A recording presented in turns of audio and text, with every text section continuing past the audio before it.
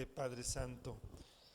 Gracias, Señor mío, en esta mañana por darnos la oportunidad de haber despertado, Señor Padre bendito, de ver a nuestros seres queridos, Señor mío. Gracias porque también nos das un alimento, nos das apetito, Señor Padre bendito, para poder comer ese alimento, Señor mío. Gracias porque has quitado toda barrera para que estemos aquí en este domingo, Señor mío, para alabarte, Señor mío. Que las alabanzas y el culto sea para gloria y honra tuya, Señor mío. Que tú seas quien dirija, Señor mío, este culto, Señor mío, y las alabanzas, Señor mío. Que tú pongas palabras en el pastor Juan Carlos, Señor mío, para que él pueda dar en la predicación y que podamos entenderle, Señor mío, y que nosotros nos dé sabiduría e inteligencia para poder también entender tu palabra, Señor mío. Gracias por este alimento espiritual que nos das todos los domingos y todos los días, Señor mío. Te pido por las personas que faltan por llegar, que les des la oportunidad que puedan llegar, Señor Padre bendito, y si no, cuídalos donde quiera que estén. Te damos las gracias en Cristo Jesús, Señor nuestro. Amén. Amén.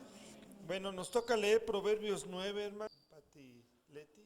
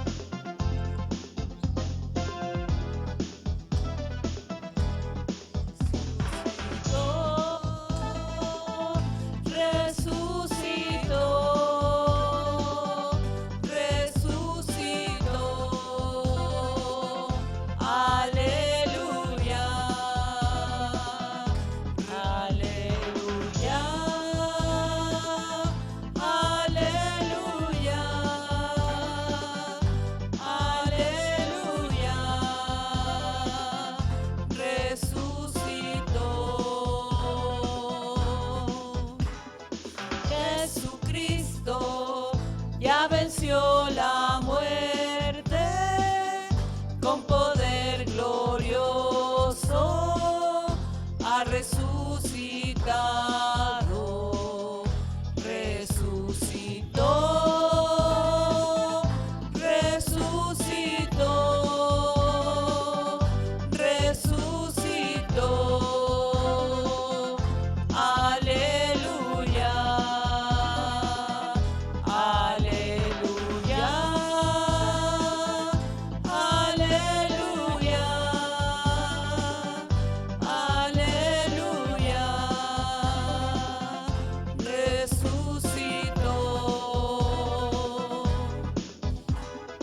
¿Dónde, oh muerte, dónde está tu triunfo?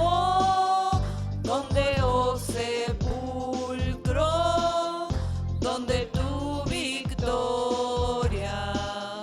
Resucitó, resucitó, resucitó, aleluya.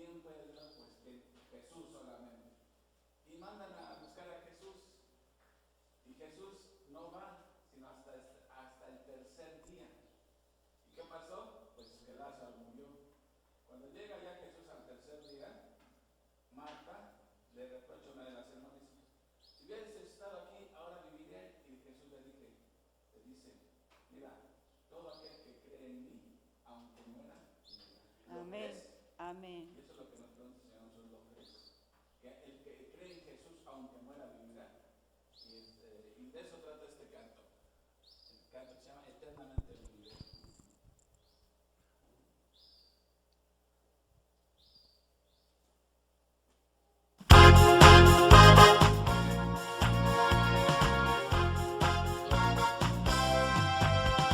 Jesús iba predicando más allá del río Jordán, cuando Marta y María le mandaron avisar que dejara lo que hacía, se viniera, pero ya, porque Lázaro moría y ellas lo querían salvar, pero Jesús no acudió, porque él se proponía todavía algo mejor, el milagro más grandioso que en el mundo pueda haber. Regresar a esta vida quien había muerto ya, pero al llegar a Betania, a su encuentro salió Marta con reproches para él. Si hubieses estado aquí, ahora viviría él.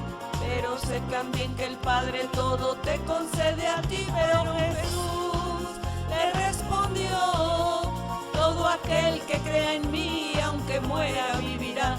Luego a la tumba fue, la piedra mandó quitar, y al grito de su voz Lázaro resucitó. Gracias, Jesús, por tu amor, porque sé que a mí también algún día me darás nuevo cuerpo para que viva siempre para ti.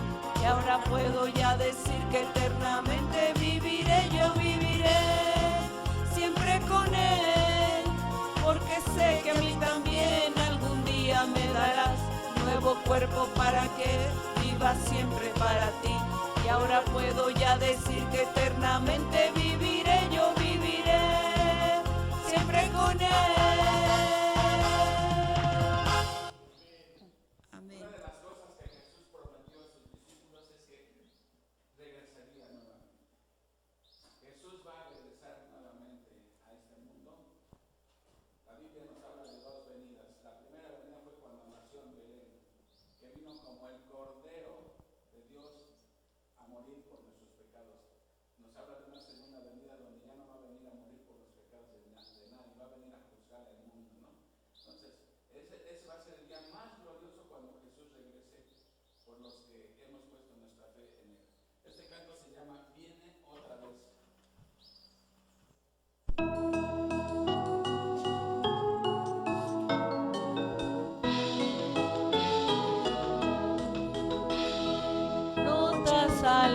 ángeles cantad y con fervor proclamad esa gloriosa verdad.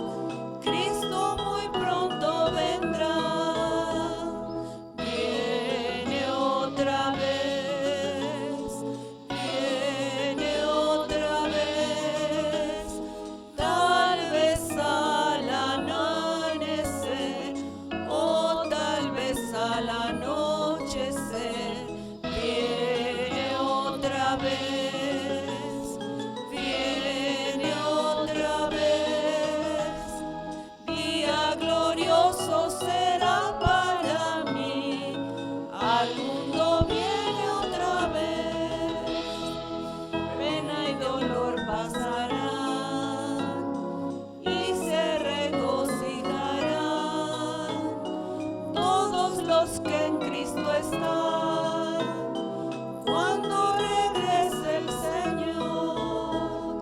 Viene otra vez, viene otra vez, tal vez al amanecer o tal vez al anochecer, viene otra vez, viene otra vez. Día glorioso será para mí, al mundo viene otra vez. Amén. Siguiente canto se llama Cuán grande es Él.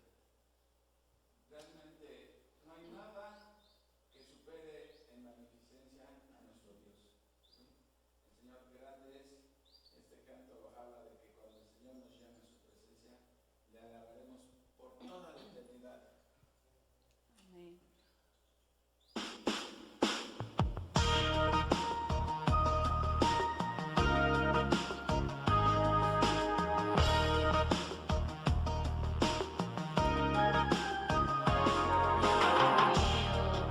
Al contemplar los cielos, el firmamento y las estrellas vi, al oír tu voz en los potentes truenos y ver brillar el sol en su cenit, mi corazón entona la canción. Cuán grande es Él, cuán grande es Él. Mi corazón entona la canción. Cuán grande es Él, cuán grande es Él. Cuando recuerdo del amor divino que desde el cielo al Salvador envió, aquel Jesús que por salvarme vino y en una cruz murió y por mí murió. Mi corazón entona la canción. Cuán grande es Él, cuán grande es Él. Mi corazón entona la canción. Cuán grande es Él, cuán grande es Él.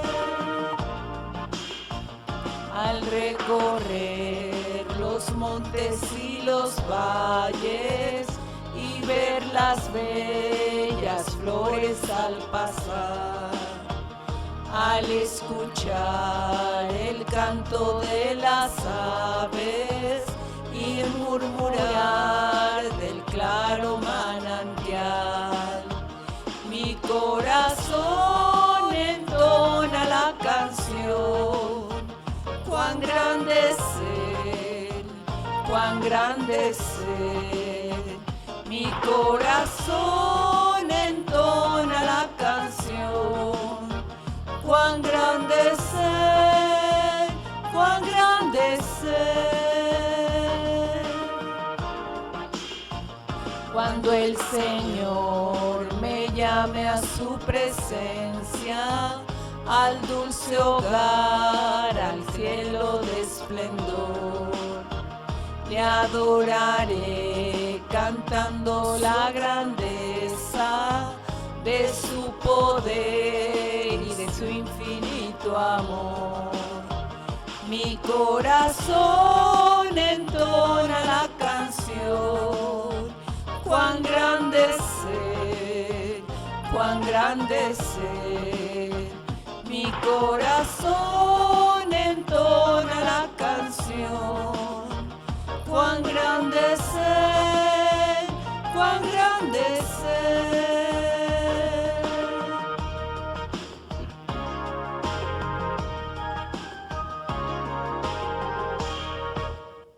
Amén. Cada canto que entonamos es una lección bíblica.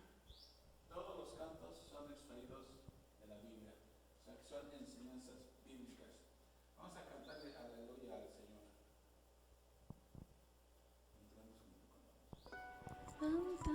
Aleluya al Señor.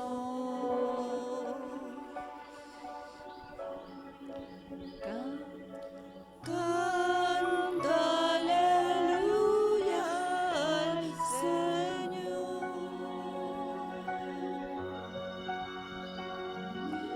Canta aleluya. Canta aleluya, canta aleluya al Señor. Cántale a Dios de corazón. Cántale a Dios de corazón. Canta aleluya, canta aleluya, canta aleluya al Señor. Ya Cristo obró la redención. Ya Cristo obró la redención. Canta aleluya, canta aleluya, canta aleluya al Señor. Venció la muerte el Señor. Venció la muerte el Señor. Canta aleluya, canta aleluya, canta aleluya al Señor. Cristo Jesús nos llevará. Cristo Jesús nos llevará. Canta aleluya, canta aleluya, canta aleluya al Señor.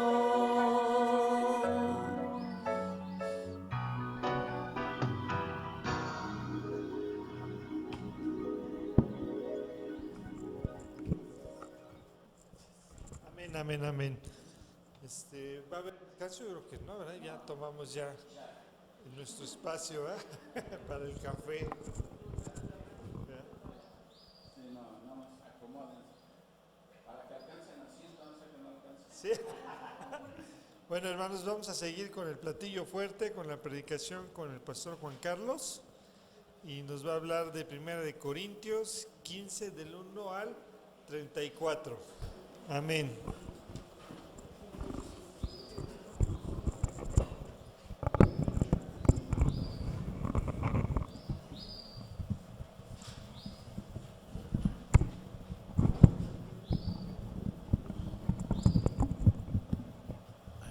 Bueno. Rogelio, Anchi, bienvenidos.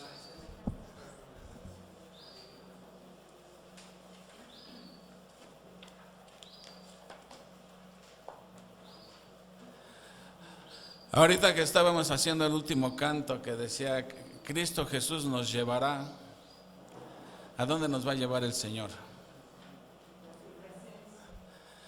Jesús en el Evangelio de Juan capítulo 14 dijo, voy pues a preparar lugar para vosotros, para que yo, donde esté yo, estén también, y vendré por ustedes. Esa es una gran promesa. Bueno, pues vamos a darle inicio a la predicación del día de hoy. Ustedes recuerdan que nos tocaba ver Corintios 8 hoy, ¿no? Pero ¿qué pasó? ¿Por qué cambiamos a Corintios 15? Ya se brincó un montón de capítulos. Lo que sucede es esto, que miren, como hoy es el domingo de resurrección y en unos 2 meses yo creo que vamos a estar viendo el capítulo 15, pues lo que hice fue, mejor vemos el capítulo 15 de una vez. Y cuando terminamos el 14 ya nos brincamos al 16. ¿Por qué? Para estar ad hoc, para entender lo que representa la Semana Santa, ¿no? Miren, yo me pongo a pensar, ¿realmente qué representa la Semana Santa para el común de la gente? Así, dicen, ya va a llegar Semana Santa y todo. Y creo que en lo que menos están pensando es en la pasión de Cristo y todo. Más bien están pensando en haciendo reservaciones para Acapulco, no va a haber clases, etcétera. Hay muchas perspectivas equivocadas de lo que es la Semana Santa, ¿sí? Para otros estaba yo viendo por la televisión lo de la Pasión de Cristo en Iztapalapa, ¿no? Que 180 años creo llevan ya representándola. Pero yo me pongo a pensar, ¿qué pensará el Salvador del sacrificio que hizo para que se haga de su muerte, de su pasión, un espectáculo que lo que más importa es la derrama económica que está habiendo? Porque se dice que fácil 2 millones de personas van a Iztapalapa, así que imagínense lo que representa. Y estaba viendo al que entrevistaron, al que hizo el papel de Jesús, que su opinión sobre lo que estaba haciendo de hacer el papel de Jesús. Dice, es que quiero sentir el dolor de Jesús, acompañarlo en su dolor. No tiene ni idea de lo que está diciendo, la verdad. Por mucho que cargue una cruz, no tiene ni idea. En este mundo no ha habido una persona que haya sufrido más e injustamente que Jesús. No hay otra persona más. Si tú piensas que tú sufres mucho, no, olvídate. El que sufrió verdaderamente duro fue Jesús, ¿sí? Y esa fue la razón por la que tuvimos que mover el calendario. Y vamos a ver hoy Corintios 15. Que por si no lo saben, o seguramente ya se dieron cuenta, es el capítulo más largo de Corintios. Son 58 versículos, así que lo vamos a tener que ver en 2 partes, ¿sí? Pero miren, antes de empezar, quiero que escuchen esta noticia textualmente como la leí. Escúchenla con atención, ¿eh? Ya, como dice el dicho, pancita llena, corazón contentos y oídos atentos, ¿verdad? Dice, últimas noticias, agencia AP, o sea que es la prensa asociada, dice así, Jerusalén, Israel. Los habitantes de esta ciudad se conmovieron al escuchar que se encontraron los restos de un cuerpo en una tumba a poca distancia de la ciudad, el cual fue identificado plenamente como perteneciente a Jesús de Nazaret. Esto sucedió la noche anterior a la celebración anual que conmemora la resurrección de él. La reacción inicial de los cristianos alrededor del mundo ha sido de temor y de incredulidad. Tendremos que esperar a ver el efecto de que este descubrimiento tendrá en esta antigua religión. Parece ser que la cristiandad tendrá que unirse a las demás religiones del mundo, porque ya no podrá decir que la tumba de su fundador está vacía. Este descubrimiento prueba que todo lo dicho por él fue una mentira inventada hace 2000 años. Sopas. No es una fake news, sí, así lo leí. De verdad, pero ¿qué piensan? ¿Será cierto esto? ¿Tambalea tu fe o de plano se derrumba tu fe? Es una noticia que impacta, ¿no? Miren, este tipo de noticias no es nuevo este tipo de noticias. Siempre el cristianismo a donde se centra siempre el ataque en contra del cristianismo es a la resurrección. Porque saben que si demuestran que la resurrección fue puro cuento, se derrumba el cristianismo, ¿sí? La resurrección junto con el cristianismo se sostienen juntos o se derrumban juntos, no hay otra, ¿sí? Y este ataque, como les digo, no es nuevo. ¿Saben desde cuándo empezaron los ataques a la resurrección? ¿Desde cuándo empezaron? Desde el primer día de la resurrección. Escuchen esto, miren. En Mateo 28:11 dice, fíjense, he aquí unos de la guardia fueron a la ciudad y dieron aviso a los principales sacerdotes de todas las cosas que habían acontecido. Y reunidos los ancianos y habido consejo, dieron mucho dinero a los soldados, diciendo, decid vosotros, sus discípulos vinieron de noche y lo hurtaron, estando nosotros dormidos. Si esto lo oyere el gobernador, nosotros le persuadiremos y os pondremos a salvo. Y ellos, tomando el dinero, hicieron como se les había instruido. Este dicho se ha divulgado entre los judíos hasta el día de hoy.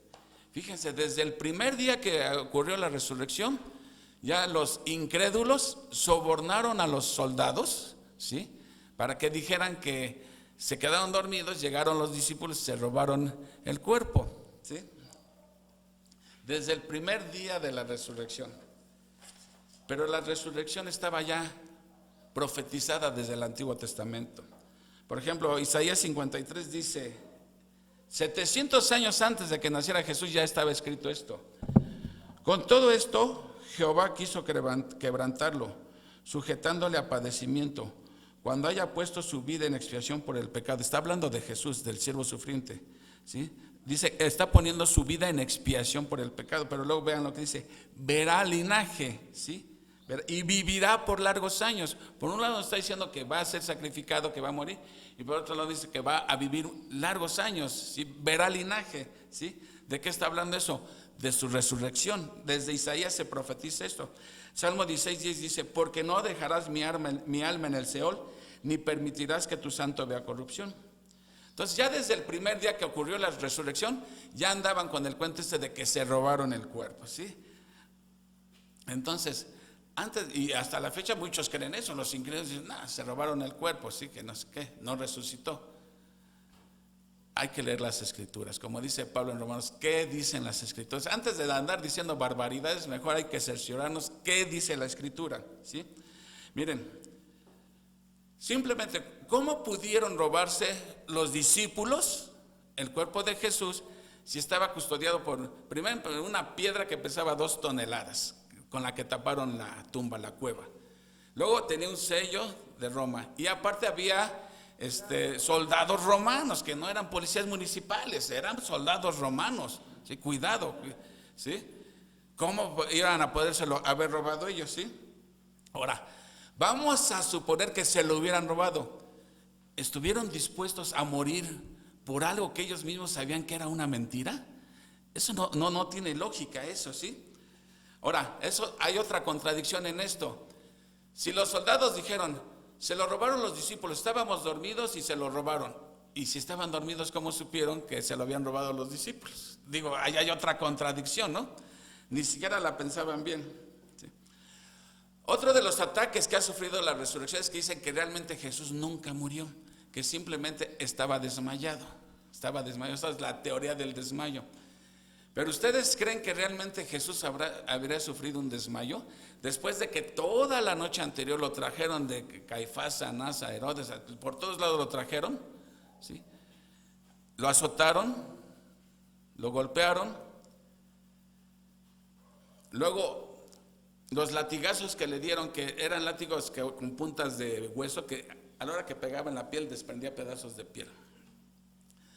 Le dieron cuando Jesús estaba en la cruz, ¿saben por qué morían los crucificados? Por asfixia. Porque al quedar el cuerpo así colgado, para poder respirar se tenían que apoyar sobre sus piernas, alzarse y poder meter aire a los pulmones. Cuando ya veían que no se moría, ¿qué hacían los soldados con los crucificados? les rompían el fémur, los huesos de la pierna se los rompían para que el cuerpo, quedara así, ya se muriera, ¿sí? Bueno, a Jesús, ¿qué decía la Escritura, la profecía? Que no le iban a quebrar ningún hueso, y a Jesús no le rompieron ningún hueso. ¿Por qué? Porque estaba verdaderamente muerto. Y por si eso fuera poco, después, ¿qué hizo uno de los soldados? Le atravesó una lanza por el costado. Entonces, ¿cómo iba a ser un desmayo eso? ¿Sí? Luego, otros dicen que lo que pasa es que los discípulos alucinaron que había resucitado. Pero miren, eso tampoco tiene sustento, porque cuando tú alucinas algo es porque algo que crees vehementemente.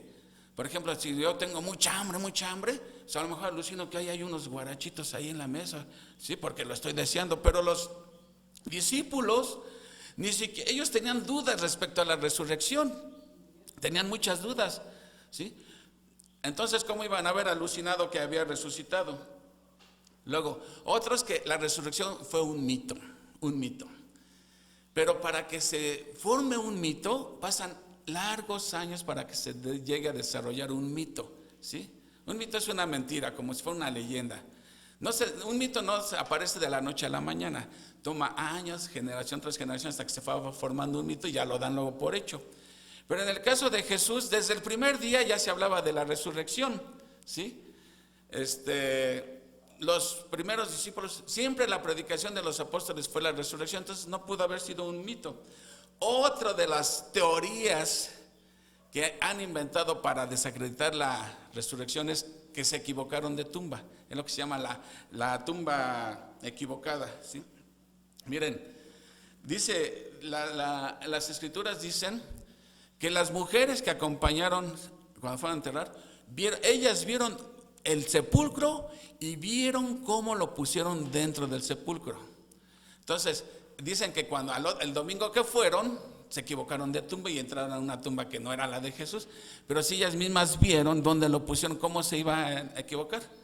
Como comentamos ese día, en Jardines de Recuerdo te equivocas de la tumba de tu difunto, porque tantísimas tumbas, a mí me costó trabajo cuando una vez que fui a ver a mi abuela y a mi papá, pues ¿dónde estaba la tumba? Pues era por aquí. Te equivocas, pero ahí era una tumba y no era cualquier tumba, era una tumba de un ricachón, de José de Arimatea. Entonces, ¿cómo se iban a haber equivocado de tumbas? ¿Sí? Entonces, no nos sorprenda que este tipo de noticias se den hoy en día, porque llevan 2000 años dándose este tipo de noticias, que puro cuento de la resurrección. Los incrédulos llevan 2000 años negando el milagro más grandioso que ha habido, que es la resurrección de Jesucristo. Pero vamos a orar para que podamos entender. Todavía no empezar la introducción nada más. Amado Padre Celestial, Señor, cuántas gracias te damos, Padre bendito, porque un domingo como hoy, nuestro Salvador venció la muerte, Señor. Un domingo como hoy, al amanecer, ¿sí?, Él salió de la tumba. Venció la muerte nuestro Salvador, Padre. Y eso es lo que garantiza nuestra resurrección, porque estamos poniendo nuestra confianza en un Salvador vivo, en alguien que vive, que no está muerto, y que si Él resucitó, tiene el poder para resucitarnos a nosotros. Así como resucitó a Lázaro, nos ha de resucitar a nosotros, pero con un cuerpo glorificado, ¿sí? Con júbilo y con gozo recordamos este día tan importante para la cristiandad, Señor, que tú consumaste nuestra redención, ¿sí?, que el Padre quedó satisfecho con el sacrificio ofrecido en favor de nuestros pecados. Ayúdanos a entender, Padre, esta importante verdad, que es el fundamento de nuestra fe, la resurrección de nuestro Señor. En el nombre de Él te estamos dando las gracias y te pido porque me ayudes a exponer esto con claridad y que todos tengamos oídos atentos y un corazón dispuestos a ser tocados por tu palabra. En el nombre de Cristo te lo estamos pidiendo. Amén. Bueno, pues ahora sí, abramos nuestras Biblias en el capítulo 15 de Corintios, que les dije es un capítulo muy largo, ¿sí? Pero básicamente todo el capítulo se puede dividir en dos grandes partes, del 1 al 34 y del 35 al 58. Del 1 al 34 Pablo va a dar evidencias de la resurrección corporal, ¿sí? Va a explicar cómo sí es posible la resurrección corporal. Y ya del 35 al 58 él va a explicar ¿cómo van a ser esos cuerpos resucitados? Todos tenemos curiosidad, pues, bueno, ¿y cómo va a ser mi cuerpo? ¿Voy a tener la misma cara o a lo mejor resucito con la cara de Brad Pitt, qué sé yo? Ya Pablo nos lo va a explicar, cómo van a ser nuestros cuerpos, ¿sí? Entonces,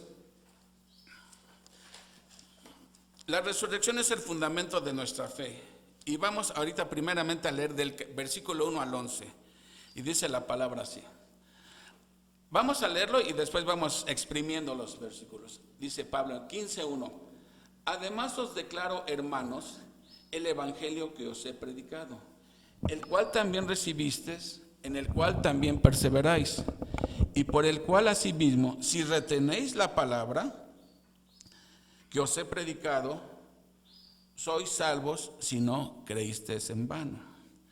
Porque primeramente os he enseñado lo que asimismo recibí, que Cristo murió por nuestros pecados conforme a las Escrituras, y que fue sepultado y que resucitó al tercer día conforme a las Escrituras, y que apareció a Cefas y después a los 12, después apareció a más de 500 hermanos a la vez, de los cuales muchos viven aún y otros ya duermen.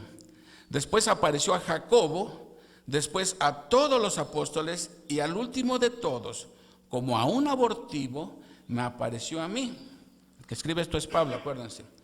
Porque soy el más pequeño de los apóstoles, porque no soy digno de ser llamado apóstol, porque perseguía la iglesia de Dios. Pero por la gracia de Dios soy lo que soy, y su gracia no ha sido en vano para conmigo. Antes he trabajado más que todos ellos, pero no yo, sino la gracia de Dios conmigo. Porque o sea yo, o sean ellos, así predicamos y así habéis creído. Primer punto que vamos a ver de por qué la resurrección es el fundamento de nuestra fe, es porque está contenida en el Evangelio. El Evangelio, que es la buena noticia, tiene 4 puntos importantes. Si no tiene estos 4 puntos, no es el Evangelio de Cristo. El primer punto que contiene el Evangelio es que Cristo murió. Segundo, que fue sepultado, que resucitó y que se apareció. Así que cuando Pablo dice, además os declaro, lo que está diciendo Pablo, les doy a conocer, hermanos, el Evangelio que os he predicado, el cual también recibisteis, en el cual también perseveráis, por el cual asimismo, si retenéis la palabra que os he predicado, sois salvos, si no creíste en vanos. Suena esto como algo fuerte de Pablo, como que les está echando ahí una indirecta cuando les dice, si no creíste en vano, ¿sí? Lo cual sugiere que Pablo está diciendo, entre ustedes, corintios, hay algunos que no son salvos, se los está insinuando. Pero ya en el versículo 34 se los dice claramente, porque hay algunos de ustedes que no conocen a Dios, ¿sí? Ahora, en estos 2 versículos aprendemos cosas importantes. Miren, lo primero, cuando dice Pablo, en el cual sois salvos, está igual que Efesios 2:8 que dice, porque por gracia sois salvos por medio de la fe. Sois salvos. ¿Se acuerdan que les dije que en el griego está en voz pasiva, no es voz activa? Que la voz pasiva es cuando uno recibe la acción y la voz activa es cuando uno ejecuta la acción. Entonces, aquí Pablo está diciendo, sois salvos, quiere decir que uno recibe la acción, que el que nos salva es otro, uno recibe la acción, en este caso es Dios quien nos salva. Ya les había dicho, no soy yo el que se salvó, fue Dios quien me salvó. Entonces aquí Pablo le está diciendo que ellos son salvos, ellos reciben la acción. Entonces aquí lo que está diciendo es que nadie contribuye a su salvación. Nadie tiene mérito en la salvación, nadie aporta nada a su salvación. Uno recibe la salvación por fe. Segundo, otra gran verdad que encontramos aquí, que la fe genuina es permanente, porque dice aquí, en el cual también recibís, en el cual también perseveráis. ¿Qué quiere decir esa palabra de perseverar? Que te mantienes ahí, ¿sí? O sea, llueva, trueno, relampaguee, tú te mantienes firme en la fe. Porque a veces andamos en la fe cuando todo marcha viento en popa en tu vida, etcétera. Hay dinero para pagar deudas, no hay enfermos en casa, todo va bien. Pero cuando viene el viento en contra, muchos abandonan la fe. O cuando empiezan ya las presiones del mundo, etcétera. Cuando entienden lo que implica ser cristiano, muchos abandonan. Entonces aquí Pablo está diciendo algo bien importante. Uno debe de perseverar en la fe. Aunque te esté lloviendo en tu milpita, la fe genuina persevera en la fe. Y eso lo dice en el versículo 1. Y vean lo que dice en el versículo 2. Si retenéis la palabra, ¿sí?, que os he predicado, sois salvos, ¿sí? Entonces, es necesario perseverar y retener la palabra. O sea, ¿cómo les diré? No se puede decir, tengo fe, soy cristiano, creo en Cristo, y al rato ya dejó de creer en Cristo, ya no es cristiano. O sea, porque a veces he escuchado que, él era cristiano y ahora es católico o es mormón. No, el que es verdaderamente cristiano es cristiano para toda su vida. Entonces, si escuchamos que dice, él era cristiano, pero ahora ya no lo es, ¿realmente alguna vez lo fue? Nunca lo fue, porque la fe genuina persevera en la fe y retiene el evangelio que hemos escuchado, ¿sí? Entonces, y otra tercera verdad, dice, es necesario escuchar el evangelio, ¿sí? Escuchar el evangelio. Miren, nadie se salva sin escuchar el evangelio, ¿sí? Porque lo que nos salva es creer en el evangelio, pero como dice en Efesios 1:13, en él también vosotros, habiendo oído y habiendo creído la palabra de verdad, fuiste sellados con el Espíritu Santo de la promesa. Entonces, para creer hay que oírlo primero, pero no basta con oírlo. Yo conozco personas que han oído muchas veces el evangelio y no son salvos. ¿Por qué? Porque no basta con oírlo, hay que oírlo y creerlo. Pero también no puedes creer algo que no has escuchado. Entonces, el evangelio es ese, que Cristo murió por nuestros pecados, ¿sí? Fíjense, qué interesante eso, qué buena noticia. Evangelio significa buena noticia. Que fue sepultado, ¿sí?, que resucitó y que se apareció. O sea, hubo evidencias visibles, ¿no?, que nada más resucitó. ¿Y quién lo vio? Pues quién sabe. Fíjense, versículo 3. Porque primeramente os he enseñado lo que asimismo recibí. Cuando dice Pablo, os he enseñado, realmente en el griego dice transmitido. O sea que Pablo nada más lo está pasando de acá para acá. Ahora, ¿de quién recibió Pablo ese evangelio? De Cristo mismo recibió ese evangelio. O sea, este evangelio no era invención de Pablo, no es de invención humana, es de Dios. Únicamente lo que hizo Pablo, les transmitió lo que el Señor le dijo. Cuando nosotros predicamos el evangelio, no estamos transmitiendo nuestra opinión, nuestra filosofía, estamos transmitiendo lo que hemos recibido, lo que dice la palabra de Dios. Entonces, lo primero que tenemos que saber es que Cristo murió por nuestros pecados. Eso es bien importante. Miren, Jesús dijo, yo he venido a salvar pecadores, ¿sí? Y si alguien aquí no se considera pecador, pues I am very sorry, pero entonces Cristo no te va a salvar a ti. ¿Por qué? Porque Cristo vino a salvar a los pecadores. Y la Biblia es muy clara, por cuanto todos pecaron, todos somos pecadores, todos, sin excepción. El único sin pecado fue Jesucristo, el único. De ahí en fuera, aunque parezcan muy bonitos y bondadosos, todos somos pecadores, todos. ¿Alguna vez has dicho una mentira? Claro. ¿Un mal pensamiento? Claro.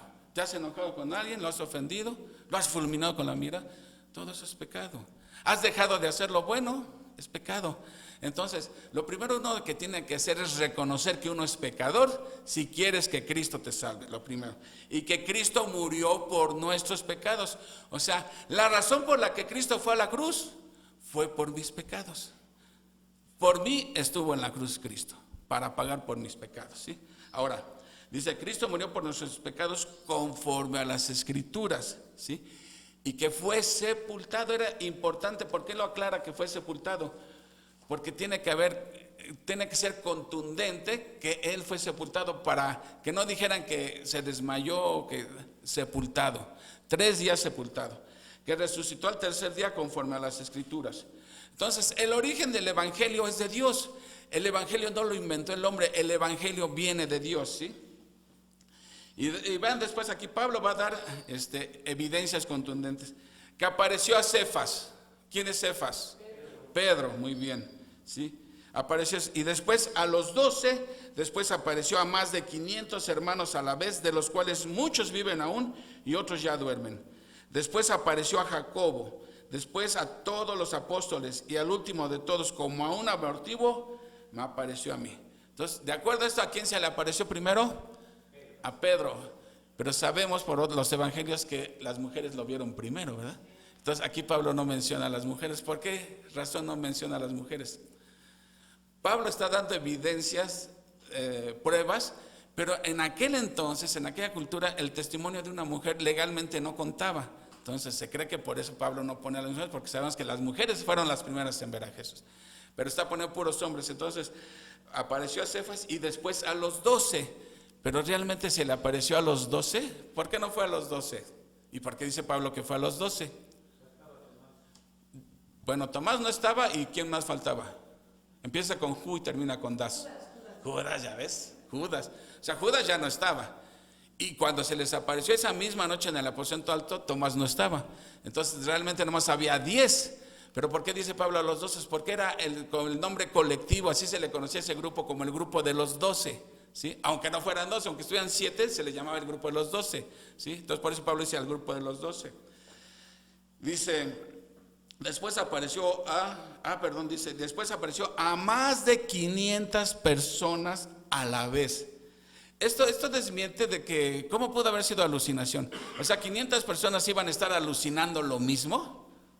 Eso es imposible. Ahora, en los evangelios no hay registro de esa aparición a los 500, pero aquí Pablo menciona que se le apareció a 500 personas a la vez, de los cuales muchos aún vivían y otros ya habían muerto. O sea, ¿por qué menciona esto? ¿Cuántos años han transcurrido desde la resurrección hasta el momento que Pablo escribe esto? Como 20 años más o menos. Entonces dice, muchos aún viven. O sea, si alguien tiene dudas, pueden ir y preguntarle.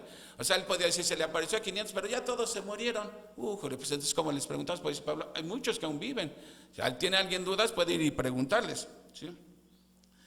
Después apareció a Jacobo. ¿Quién Jacobo será? No van a decir que es Zabludowski, el medio hermano de Jesús. No lo sabemos si es cierto, pero se entiende que es a él. ¿Por qué?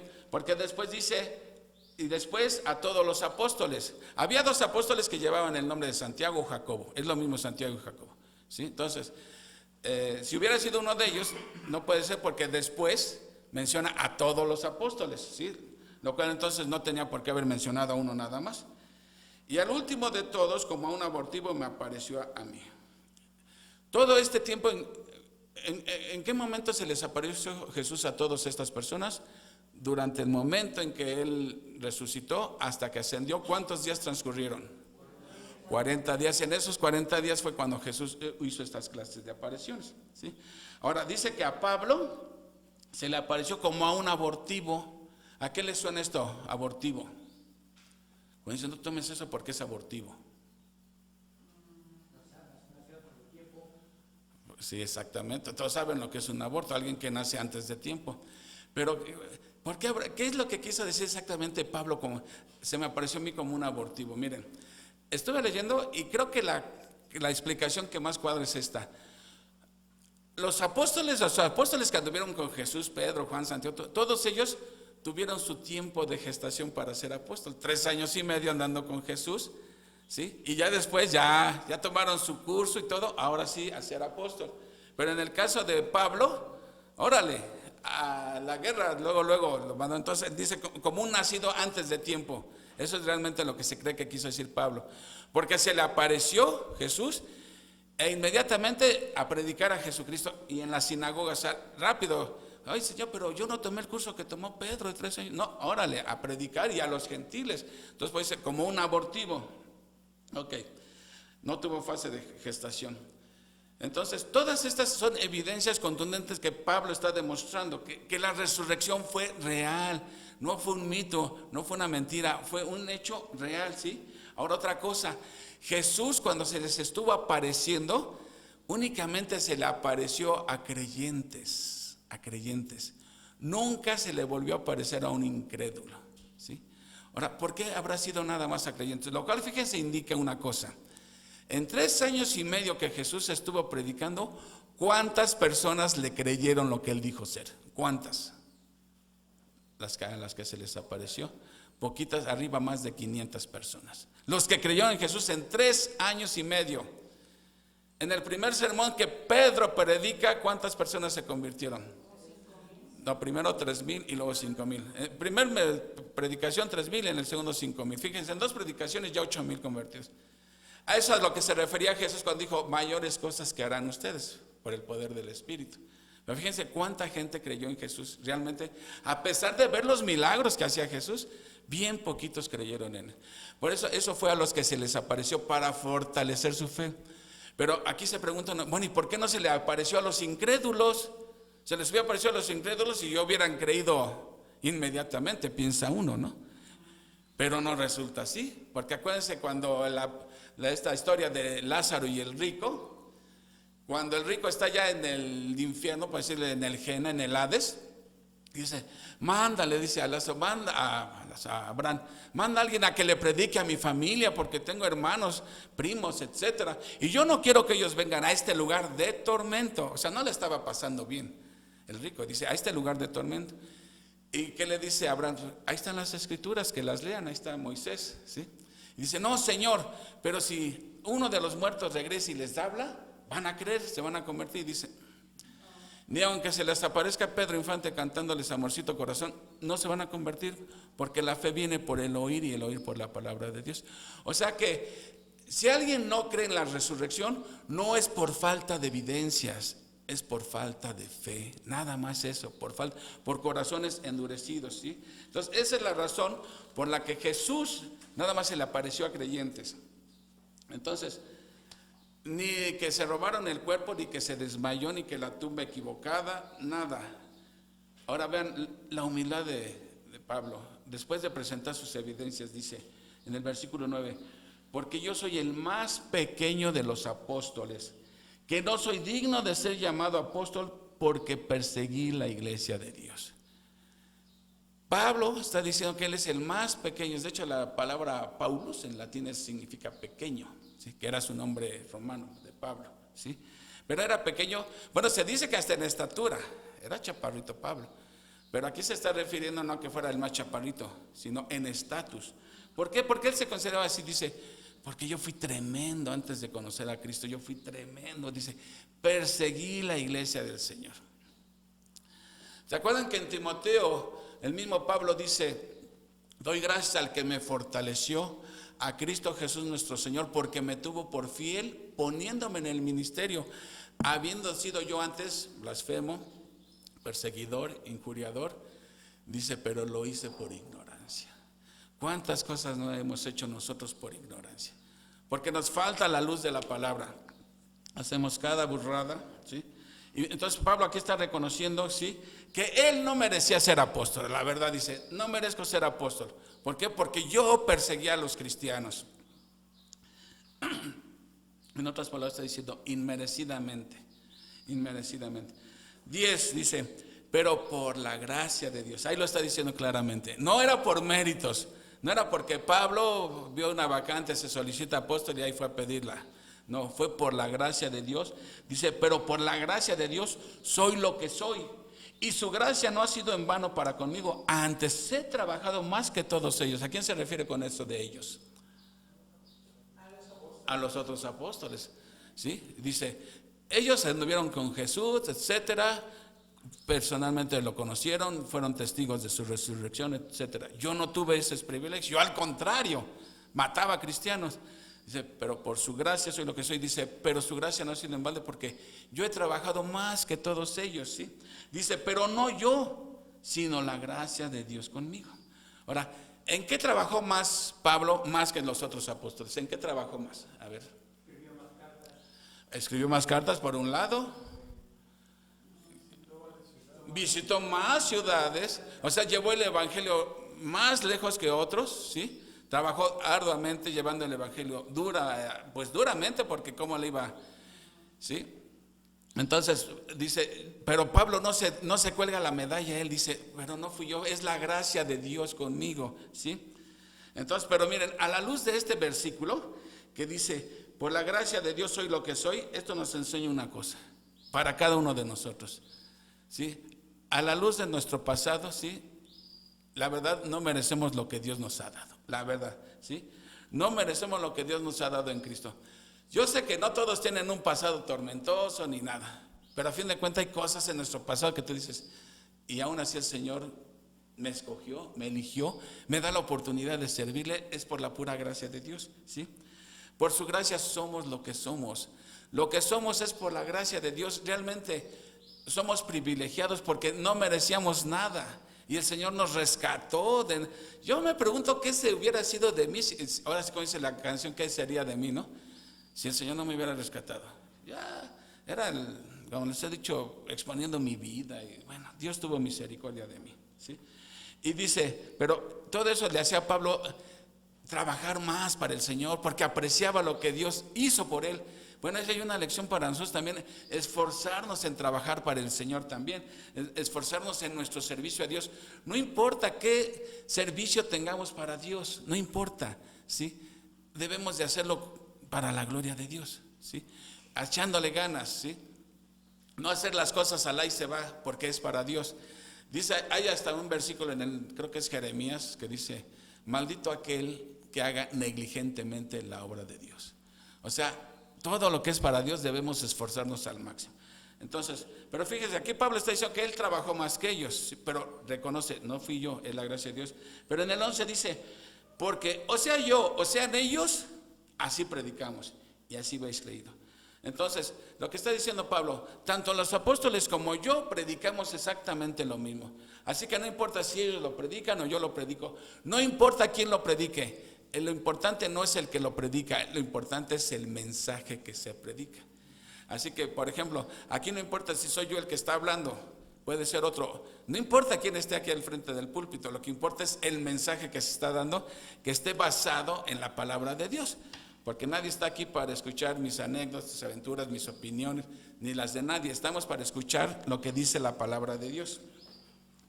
Entonces, no importa la persona, sino el mensaje. Entonces, el primer punto que estamos viendo es que la resurrección es el fundamento de nuestra fe porque está contenida en el Evangelio.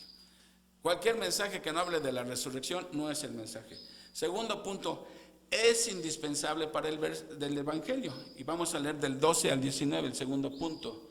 Dice, pero si se predica de Cristo que resucitó de los muertos, ¿cómo dicen algunos entre vosotros que no hay resurrección de muertos?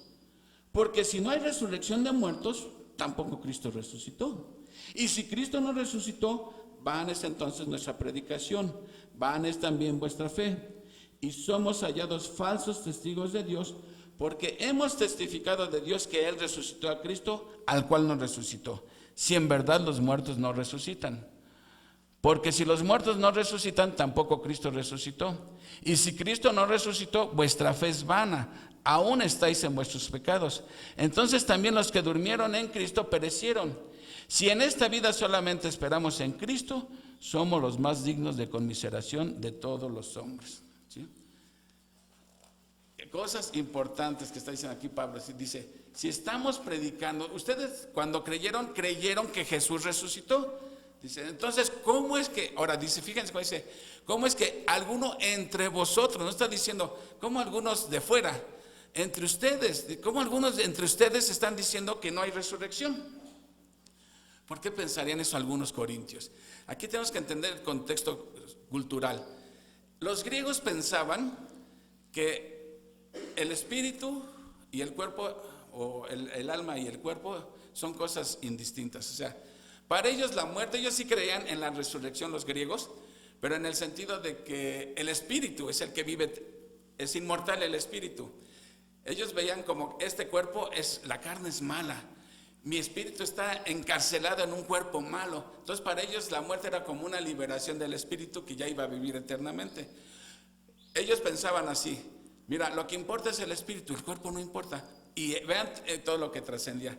Tú puedes hacer con tu cuerpo lo que quieras, tu espíritu va a estar bien con Dios. Y por eso había tanta inmoralidad en Corintios, porque decían, vamos a darle vuelo a la hilacha, no pasa nada, y andaban de fornicación en fornicación. ¿Por qué?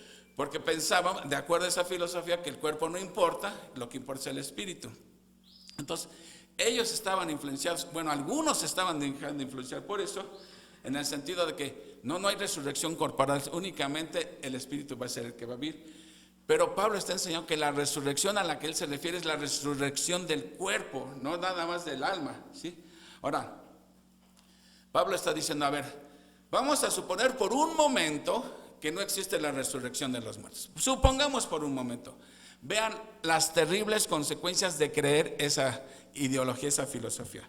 La primera dice, versículo 13, porque si no hay resurrección de muertos, primer consecuencia, tampoco Cristo resucitó.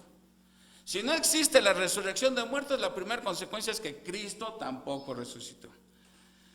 14, y si Cristo no resucitó, ahí viene la segunda consecuencia, vana es entonces nuestra predicación. Entonces, dice Pablo, entonces lo que estamos predicando nosotros no sirve para nada. O sea, si no hay resurrección de muertos, pues Cristo no resucitó. Nuestra predicación, ¿de qué sirve? Nomás le estamos haciendo al cuento, ¿sí? Tercera consecuencia, vana también es vuestra fe. O sea, tu fe no sirve de nada, es una fe inútil, ¿sí? Vean nada más a las consecuencias que lleva el creer que Cristo no resucitó. Cuarta consecuencia, y somos hallados falsos testigos de Dios, porque hemos testificado de Dios que Él resucitó a Cristo, al cual no resucitó, si en verdad los muertos no resucitan.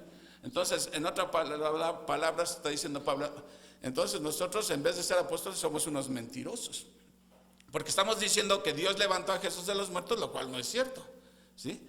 Quinta consecuencia, ¿sí? Bueno, ¿me quedé en cuál? Bueno, sigue el 16.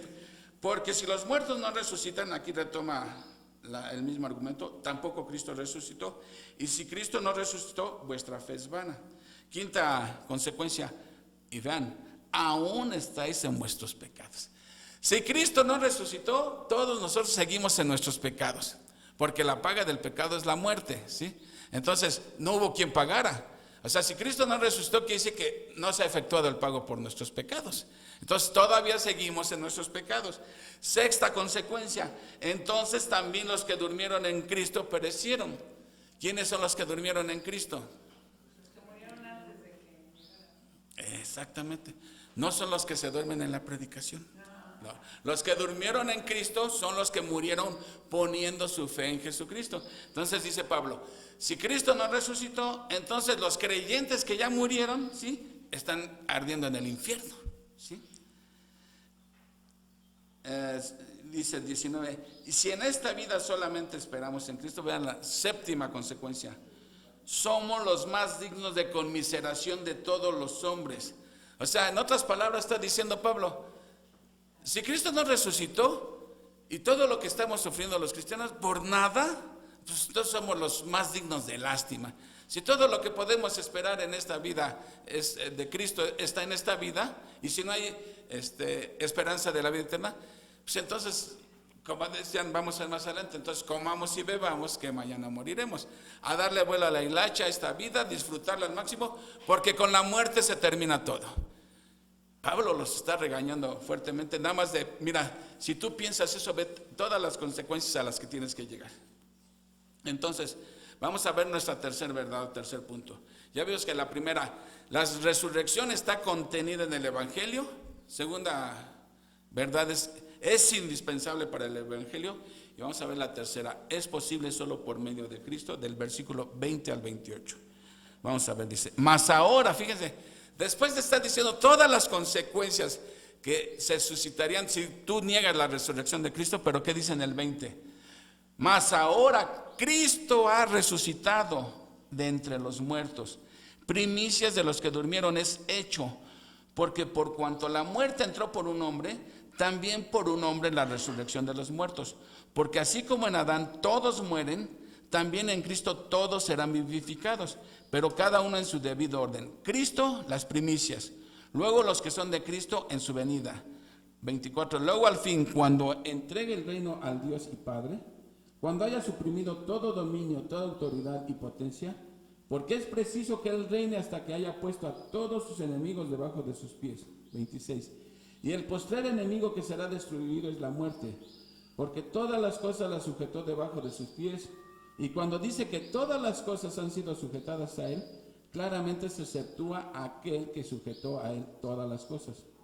Pero luego que todas las cosas le estén sujetas, entonces también el Hijo mismo se sujetará al que le sujetó a Él todas las cosas, para que Dios sea todo en todos. Vamos a ver, ahora va a ser un contraste aquí.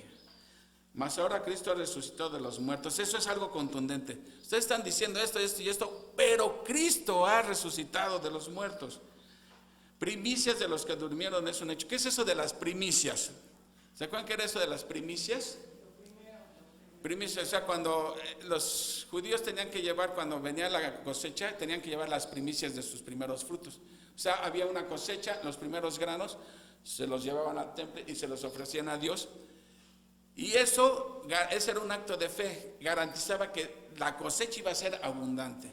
Entonces, si Cristo es las primicias, ¿sí?, los primeros frutos, quiere decir que la cosecha de resucitados va a ser abundante, ¿sí? Primicia de los que durmieron en Cristo es un hecho. 21. Y aquí va a dar una explicación teológica. Porque cuanto la muerte entró por un hombre, también por un hombre la resurrección de los muertos. Porque así como en Adán todos mueren, también en Cristo todos serán vivificados. ¿Qué pasó cuando Adán pecó? Lo dice Pablo ahí en Romanos 5:12, que cuando Adán pecó, todos pecamos con Adán. Y tú dices, pero yo cómo va a haber pecado con Adán si yo todavía ni nacía. Ya la Biblia lo explica. La humanidad estaba contenida en el semen de Adán, estaba contenida toda la humanidad. De manera que cuando Adán pecó, todos pecamos con él. Aunque todavía no nacíamos, pero potencialmente ya estábamos en Adán, ¿sí? Entonces Dios nos declara culpable a todos, ¿sí? Y esto, en vez de ser un acto de una injusticia de Dios, más bien es un acto de misericordia. Porque así por culpa de Adán, Dios nos condena a todos. Por eso todos nacemos pecadores, porque heredamos el pecado de Adán, ¿sí? Su culpa. Todos nacemos siendo pecadores. Pero de la misma forma como Dios te condena, es de la misma forma que te va a salvar. Dios ve a Adán y a Cristo como los representantes de la humanidad. Cuando Adán pecó, ya dijimos, él era el representante, nos pasó a molar a todos. Entonces dice aquí, cuando Adán pecó, todos morimos con Adán, porque todos pecamos, ¿sí? Pero vean aquí lo que dice, también en Cristo todos serán vivificados, pero aquí está la cosa. Todos, aquí Pablo nos está enseñando que toda la humanidad va a ser salva. Porque ¿cómo nos damos cuenta de eso? Que no toda la humanidad va a ser salva. Así como en Adán todos mueren, y ahí sí, todos significa todos y cada una de las personas, ¿sí? También en Cristo todos serán vivificados. ¿Dónde está la clave en el versículo? Para saber que no está hablando de todos. En Cristo, ahí está la clave. Todos los que están en Cristo, esos son los que van a resucitar, los que están en Cristo. O sea, Dios está prometiendo resurrección a los que están en Cristo. Y la única manera de estar en Cristo es poniendo tu fe en Jesucristo como tu único y suficiente Salvador. Es la única manera. Bueno, entonces dice, Pablo está diciendo, así es como van a resucitar. Cristo ya resucitó y es las primicias de los que van a resucitar. ¿Quiénes son los que van a resucitar? Los que están en Cristo. Pero dice, pero cada uno en su debido orden. Cristo, las primicias. O sea, en otras palabras, en Colosenses, que Jesús es el primogénito de los muertos, porque resucitó. Pero ¿Jesús realmente fue el primero en resucitar? En el Antiguo Testamento resucitaron. Lázaro resucitó, exactamente. La hija de Jairo. Todos los resucitados volvieron a morir, todos. Ninguno resucitó con cuerpo glorificado, todos volvieron a morir. Jesús es el único que resucitó en cuerpo glorificado, y un cuerpo glorificado ya no muere. Por eso Lázaro se volvió a morir, y todos los que habían resucitado antes. Claramente dice aquí que son los de Cristo los que van a resucitar. Entonces aquí valdría preguntarnos cada uno de esos.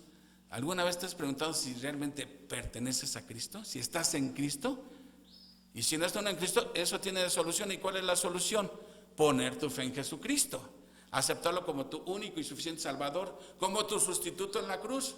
El único que te puede salvar, ¿sí? Y creo que es una pregunta que valdría la pena hacernos, ¿sí?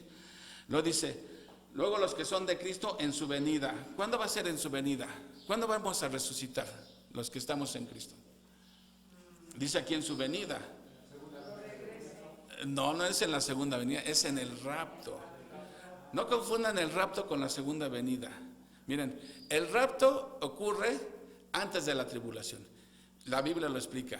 Viene en el aire, llega a la altura de las nubes.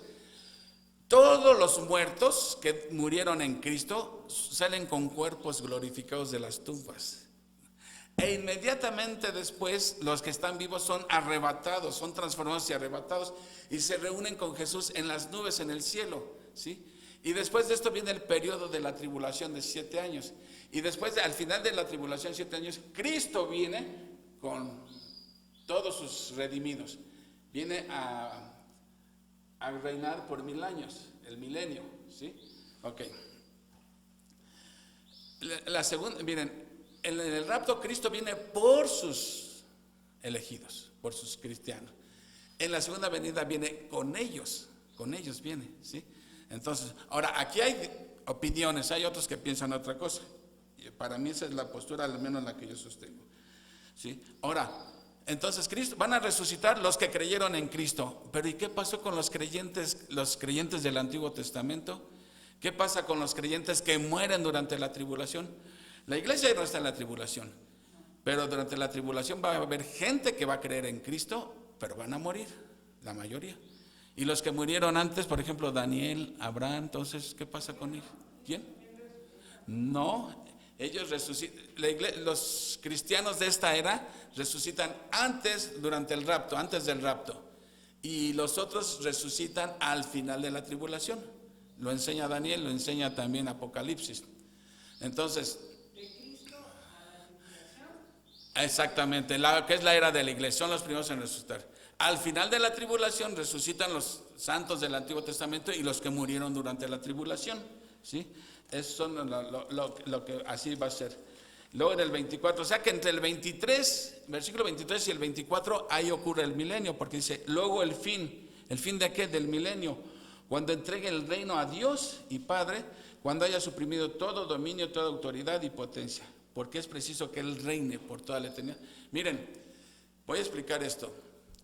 Después de que ocurre el rapto, vienen 7 años de tribulación que cuando estudiamos Apocalipsis ya se acordarán todos los juicios que Dios manda. 2 propósitos tiene la tribulación: que Israel doble sus manitas y reconozca a Cristo como su Mesías. Es hasta cuando Israel va a creer en su Mesías. Y la otra va a castigar la maldad del mundo, ¿sí? Manda los juicios. Salen en las noticias que granizos del tamaño de una pelota de ping pong, cuando en la tribulación se va a hacer el tamaño de una pelota de básquetbol, ¿sí? Va a pesar 30 kilos cada granizo, así, ok. Cuando acabe la tribulación, entonces si Cristo viene, desciende físicamente a la tierra y comienza el reino milenial, ¿sí? ¿Qué pasa con Satanás durante el milenio? Es atado, ¿sí? El milenio, hagan de cuenta, es la antesala del reino eterno. Después de 1000 años literales que Cristo reina, durante esos 1000 años, Satanás está encadenado, dice, pero después de 1000 años, dice la Biblia, lo sueltan. ¿Y qué hace Satanás? Engaña nuevamente a las naciones y se sublevan en contra de Dios. Y entonces ya es cuando manda fuego y todo, y Satanás es arrojado al lago de fuego. Bueno, es cuando el Hijo va a entregar todas las cosas al Padre, ¿sí? Ahora, cuarto punto, desde el 29 al 35. Creer en la resurrección provee esperanza para vivir. Vean lo que dice aquí, del 29 al 35.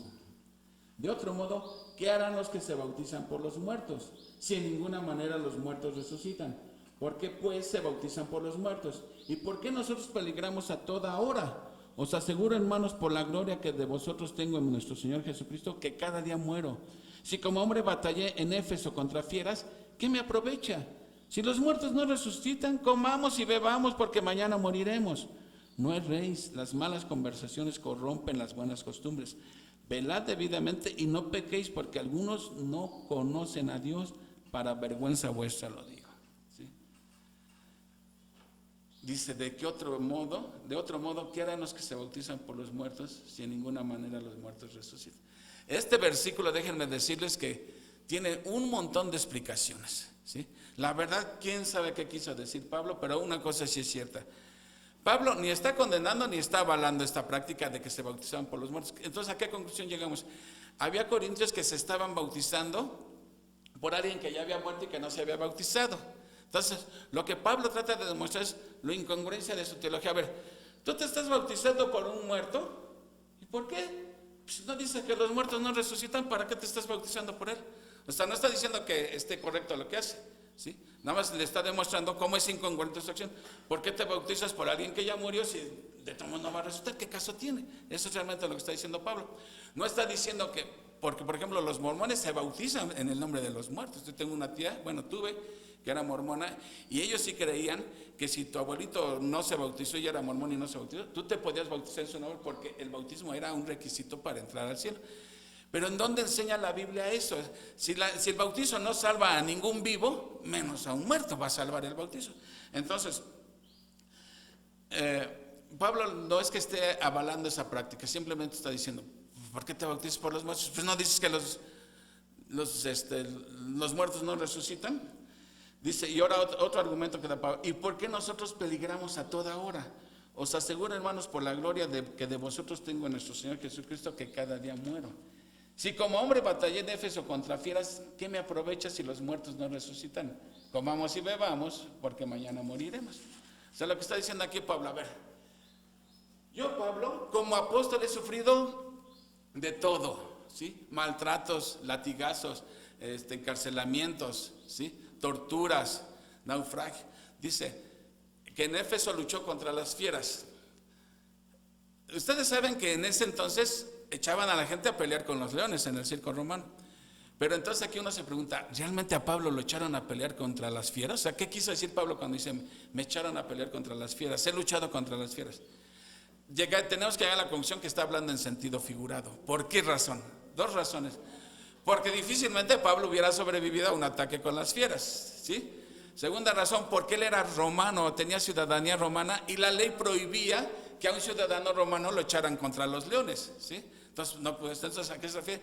En sentido figurado. Acuérdense lo que pasó en Éfeso. La multitud quería linchar a Pablo por estar predicando a Cristo, lo querían linchar, ¿sí? Entonces, aquí lo que se está refiriendo es que no está hablando en forma literal, sino figurada. Ahora, para terminar, dice 33, no erréis, las malas conversaciones corrompen las buenas costumbres. En el griego dice las malas compañías. ¿Qué querrá decir esto? Las malas compañías corrompen las buenas costumbres. Ellos estaban teniendo malas compañías, se estaban dejando seducir por gente que estaba inventando que no existía la resurrección, y él está diciendo, no se equivoquen, las malas compañías, ¿sí? Bueno, lo dice el proverbio también. El que con sabios se junta, sabio será, y el que se junta con necios será quebrantado, dice. Entonces, aquí hay una enseñanza para nosotros. ¿A quién le estamos creyendo nosotros? O sea, ¿a quién le creemos? ¿Creemos lo que dice la palabra de Dios o creemos las enseñanzas de hombres? Es bien importante que definamos qué vamos a creer, porque finalmente Dios nos va a ser responsable de qué fue lo que creímos, ¿sí? No es que mi comadrita me dijo que es, no, ¿qué dice la Escritura? O sea, ahí es donde tenemos que basarnos, ¿qué dice la Escritura? ¿Sí? ¿A quién le crees? Por eso en el 34 dice, velad debidamente. O sea, la palabra velad es como aguas. Fíjate qué cosas estás escuchando, ¿sí? Ese era el problema con los corintios. Se estaban dejando seducir por la filosofía griega que disasociaba el espíritu del cuerpo, que enseñaba con el cuerpo puedes hacer lo que quieras porque tomas el cuerpo ni va a resucitar. Dale bola a la hilacha, ¿no? Y por eso esto explicaba por qué esa iglesia estaba hundida en la inmoralidad. Y todo era por las malas conversaciones, que la traducción real es las malas compañías, corrompen las buenas costumbres. Fíjate con quién te juntas. Dice el dicho también, el que con lobos anda, aullar aprende, ¿no? Pelead debidamente y no pequéis. Y más bien en el original dice, ya dejen de pecar, porque algunos no conocen a Dios, para vergüenza vuestra lo digo. Tan simple como eso. Mire, si no existe la resurrección, entonces sí tienen razón los epicúreos, o esa mentalidad de comamos y bebamos que mañana moriremos, ¿sí? Entonces, como la canción se vive solamente una vez, hay que aprender a disfrutar. Y no sé. Pero, como dice Pablo, si eso fuera cierto, ¿por qué yo estoy sufriendo tanto? ¿Por qué los apóstoles sufrieron tanto si sabían que eso era una mentira, que no existe la resurrección? ¿Sí? Esta filosofía, hoy en día, esa es la mentalidad del mundo, ¿a poco no? Vivimos para nuestros placeres nada más. Esa es la mentalidad del mundo. Y esto no es nuevo, los epicúreos pensaban lo mismo. Hoy en día la gente vive para la satisfacción de sus deseos, ¿sí? Ay, en Dios queda si el tiempo que te quede libre, si te es posible, dedícaselo a Dios. Parece que esa es la mentalidad. Yo me pregunto siempre, ¿qué puede haber más importante para que Dios deje de ser lo más importante en nuestra vida? ¿Sí? Vive para la satisfacción de sus deseos, para agradarse a sí mismo, esa es la realidad, ¿sí? Y hay otras personas que a pesar de que lo tienen todo, se sienten desgraciados así. Miren, ¿recuerdan Marilyn Monroe? Mujer bella, joven, rica, talentosa, influyente, se suicidó. Entonces, ¿cómo alguien con todo eso que tiene se suicida? ¿Por qué creen? Tendrán todo, pero el corazón está vacío. Y ese vacío solamente lo llena Jesús, ¿sí? Ese fue el caso de Marilyn Monroe, ¿sí? Entonces, la resurrección de Jesús es la garantía de nuestra resurrección. Si Jesús no hubiera resucitado, entonces, ¿cómo sabes tú que tú vas a resucitar? Si el que te va a resucitar está muerto, ¿sí? Pero Pablo lo dice claramente, y el testimonio vivo de Pablo, ¿sí? Miren, Pedro, por ejemplo, era un miedoso. Cuando después de que Jesús murió, ¿cómo estaba? Como conejito espantado, ¿sí? Hasta había regresado ya a la pesca, ¿sí? Los demás apóstoles también, pensando, ya todos tristones. Jacobo, el medio hermano de Jesús. ¿Jacobo creía en Jesús? ¿Su medio hermano? No creía, porque de repente cree y llegó a ser líder en Jerusalén. ¿Qué lo explica? La resurrección. Y el caso más patente es el caso de Pablo, de perseguidor a ser el más grande apóstol. ¿Por qué? ¿Qué ocurrió? La resurrección, ¿sí? Entonces la resurrección de Jesús garantiza la nuestra, ¿sí?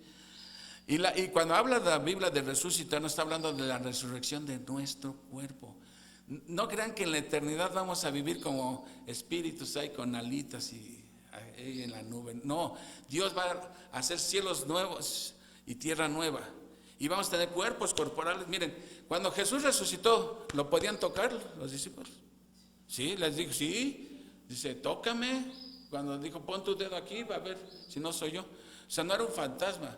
Pero también tenía otra característica ese cuerpo, ¿sí? Podía cruzar una pared. Cuando entró al aposento al sol, estaba todo cerrado, nos dice la Biblia. Jesús entró con las puertas cerradas. Podía traspasar, podía elevarse. O sea, esas son más o menos las características de un cuerpo resucitado. Pero vamos a tener cuerpos corporales en la eternidad, ¿sí? Entonces, no es nada más el alma lo que va a ser inmortal, el cuerpo también. Entonces, Pablo habla con tanta certeza de la resurrección, ¿sí? Que nos dice, la garantía de que vas a resucitar es que Jesús resucitó, punto. Aquí la pregunta es, bueno, ¿y los que nunca pusieron su fe en Jesucristo? ¿Qué va a pasar con ellos, los que nunca pusieron su fe en Jesucristo como su único y suficiente Salvador? ¿Ellos van a resucitar? También es correcto. Exactamente, para condenación.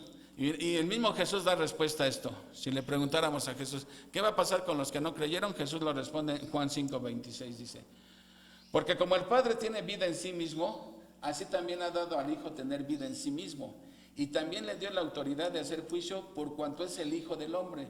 No os maravilléis de esto, porque vendrá la hora cuando todos los que están en los sepulcros oirán su voz. Y los que hicieron lo bueno saldrán a resurrección de vida, y los que hicieron lo malo a resurrección de condenación. Ahora, aquí no nos confundamos con estas palabras. Está diciendo los que hicieron lo bueno y los que hicieron lo malo. Pues no, que no es por obras. No se está refiriendo a eso Jesús, porque a Jesús le preguntaron, ¿qué debo de hacer para poner en práctica las obras de Dios? Y Jesús les dijo, esta es la obra de Dios. O sea, ¿quieres algo que agrade a Dios? Dice, esta es la obra de Dios, creer en el que Él ha enviado. Entonces, cuando dice hacer lo bueno, quiere decir los que creyeron en Cristo. Y los que hicieron lo malo fue los que no creyeron en Cristo. ¿Qué va a pasar con ellos? Saldrán a resurrección de condenación. Entonces, Jesús está hablando de dos tipos de resurrección: los que van a resucitar para vida y los que van a resucitar para condenación. ¿Cuándo van a resucitar estos? Resucitan en el rapto los creyentes. Pero los inconversos van a resucitar hasta 1000 años después. Después, al final del milenio, resucitan los muertos, reciben otra vez sus cuerpos, pero ¿para qué? Para ser arrojados al agua de fuego, ¿sí? Entonces, debemos de entender la resurrección realmente, ¿sí? Porque si entendemos la resurrección y lo que implica para nosotros, eso no nos debe de motivar más a nosotros para ser más obedientes al Señor. No nos debería motivar para que mínimo vengamos a la iglesia. No nos debería de motivar para servir más al Señor en lo que sea. No nos debería de motivar para estudiar más su palabra. Si Él me está prometiendo resurrección, es algo que se da, ¿cómo te diré? El entender esto en consecuencia debe de afectar tu vida, ¿sí? nos motiva a invitar a alguien al culto, nos motiva a compartir el evangelio, ¿sí? Nosotros no, miren, yo siempre he pensado que la salvación es como un pastel, tienes que compartirlo con otros. Es mucho para ti, ¿no? Tienes que compartirlo. Así es esta. Entonces, eso nos debe motivar a servir más al Señor. Cuando entendemos realmente la resurrección, ¿sí? Y eso nos debe, pues realmente, hacer las cosas más por amor al Señor, ¿sí? Ahora, eso es lo que va a pasar con los que creyeron en Cristo, pero los que no conocen del Señor, ¿sí? Miren, aquí la Biblia está hablando de resurrección, de condenación, pero ¿hay alguien que se tenga por qué quedar ahí? ¿Qué se necesita realmente si estás en la lista de los que van a resucitar para condenación, qué se necesita para pasar a la lista de los que van a resucitar para vida? Creer el Evangelio, creer en el Evangelio, ¿sí? Dice aquí Apocalipsis 20:11, ya que estamos con Apocalipsis, dice, vean lo que va a pasar al final del milenio. Y vi un gran trono blanco y al que estaba sentado delante de él, de delante del cual huyeron la tierra y el cielo, y ningún lugar se encontró para ellos. Y vi a los muertos grandes y pequeños de pie ante Dios, y los libros fueron abiertos, y otro libro fue abierto, el cual es el libro de la vida. Y fueron juzgados los muertos por las cosas que estaban escritas en los libros según sus obras. Repito, aquí está hablando del juicio de los incrédulos. Sus obras están siendo juzgadas para el grado de castigo, no es para salvación aquí. 13, y el mar entregó los muertos que había en él, y la muerte y el Hades entregaron los muertos que había en ellos, que ahí es donde están realmente las almas de los inconversos, en el Hades, hasta que de ahí van a salir y van a ser juzgados en el gran trono blanco, ¿sí?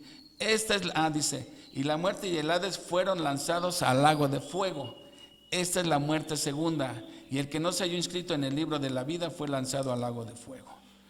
Es cosa terrible lo que espera a los que no han puesto su fe en Jesucristo, de verdad.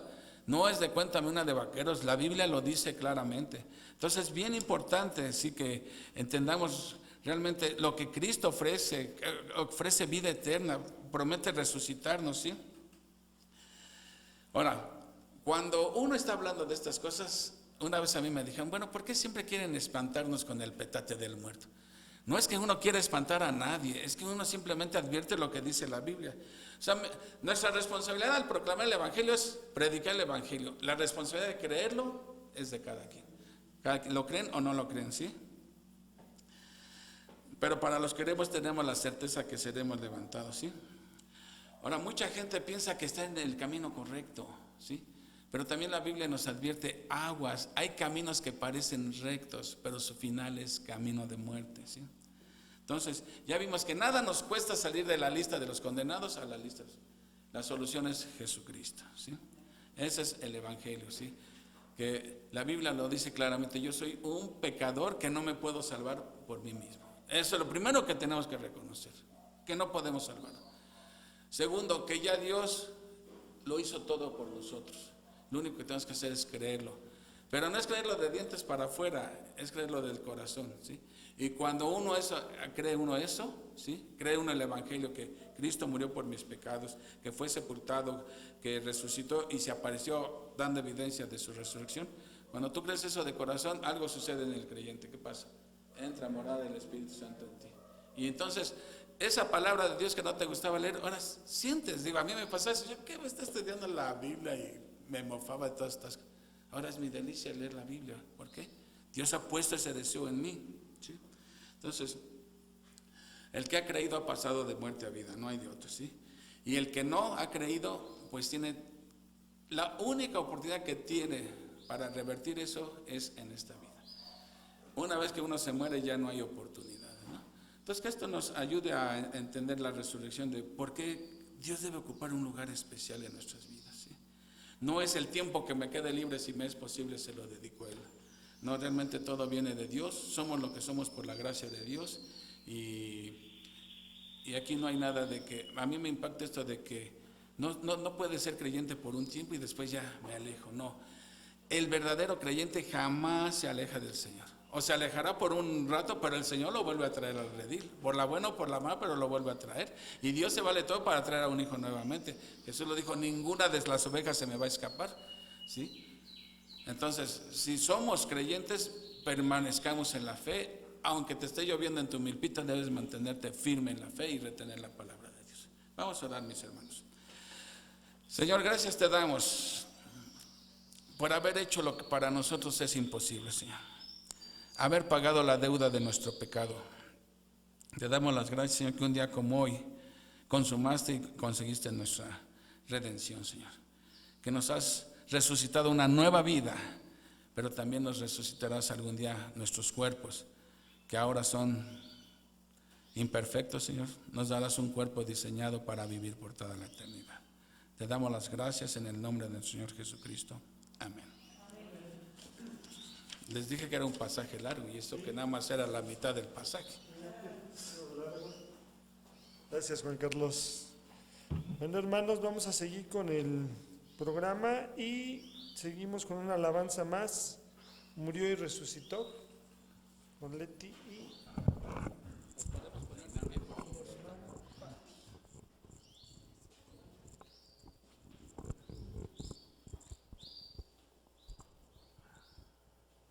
Este canto es murió y resucitó. La garantía de nuestra resurrección.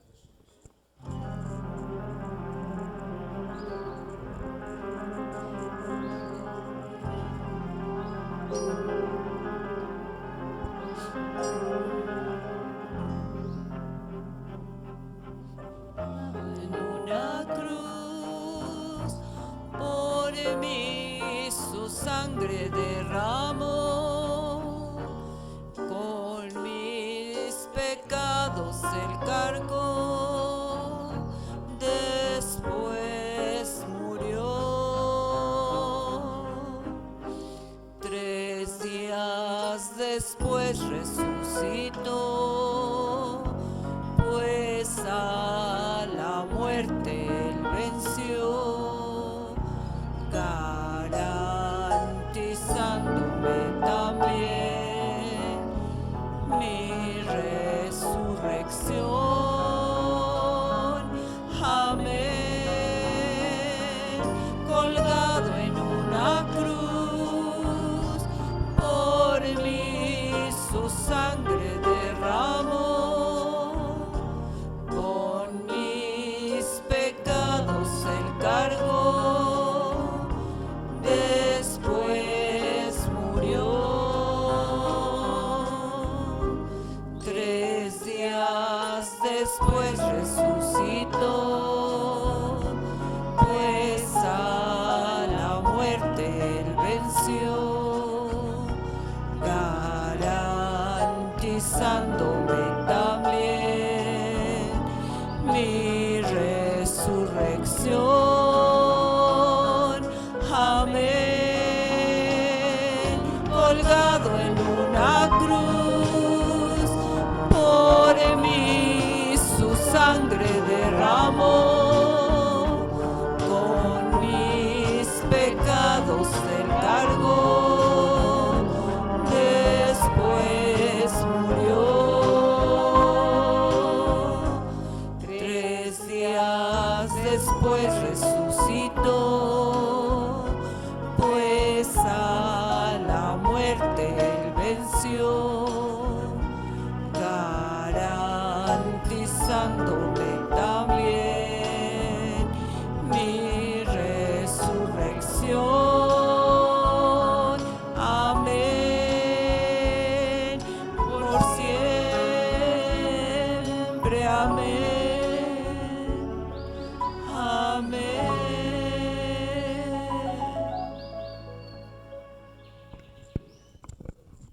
gracias, gracias.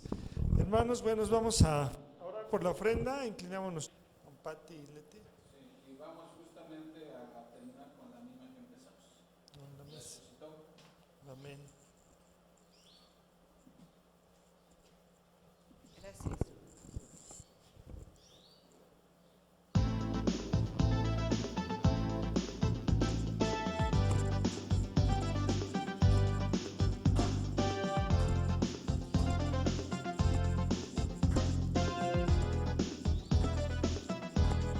Resucitó, resucitó.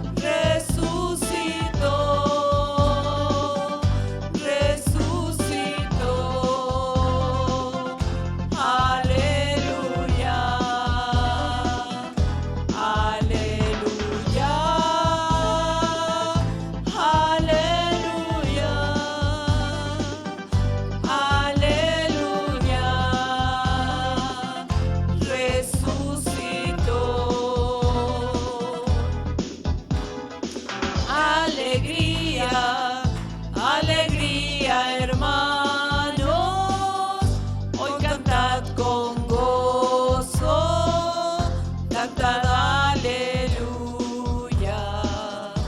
resucitó, resucitó, resucitó, aleluya, aleluya, aleluya,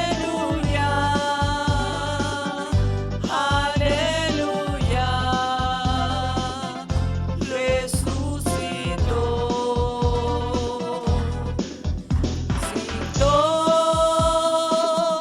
resucitó, resucitó, aleluya, aleluya, aleluya, aleluya, resucitó, resucitó, resucitó, resucitó, aleluya, aleluya, aleluya,